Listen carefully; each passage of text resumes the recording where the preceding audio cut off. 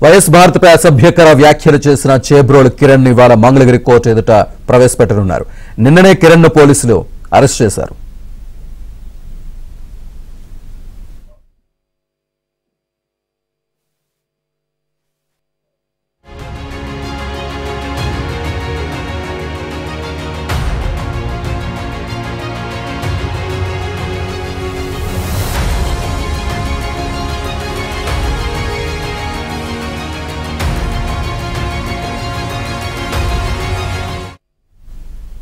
YS భారత్పై అసభ్యకర వ్యాఖ్యలు చేసిన చేబ్రోలు కిరణ్ ఇవాళ మంగళగిరి కోర్టు ఎదుట ప్రవేశపెట్టనున్నారు. నిన్ననే కిరణ్ ను పోలీసులు అరెస్ట్ చేశారు. మరింత సమాచారాన్ని మా కరెస్పాండెంట్ సాంశివరావు అందిస్తారు. సాంశివరావు.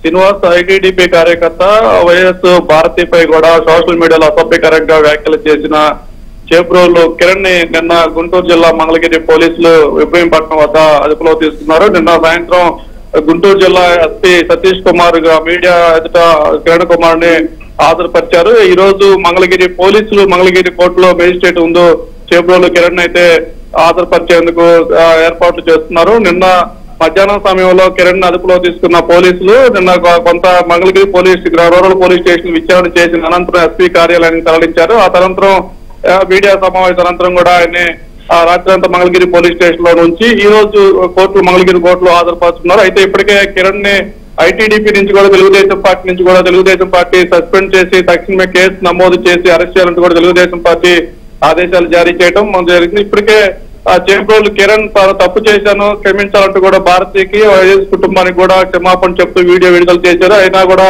అతన్ని పోలీసులు అరెస్ట్ చేసి అతను ఈ రోజు కోర్టులో ప్రవేశపెడుతున్నారు. నిన్న భారతి మీద కేసుతో పాటు గతంలో కూడా విడుదల రజనీపై కూడా అతను అసభ్యకర వ్యాఖ్యలు చేసిన కేసు కూడా పట్టాభిపురం పోలీస్ స్టేషన్ లో పెండింగ్ ఉంది. వాటితో పాటు మరొక 4 కేసులు కిరణ్ పేరు నేపథ్యంలో ఆ కేసులన్నింటిపై కూడా విచారణ చేస్తామంటూ కూడా గుంటూరు జిల్లా ఎస్పీ అయితే ప్రకటించారు. శ్రీనివాస్.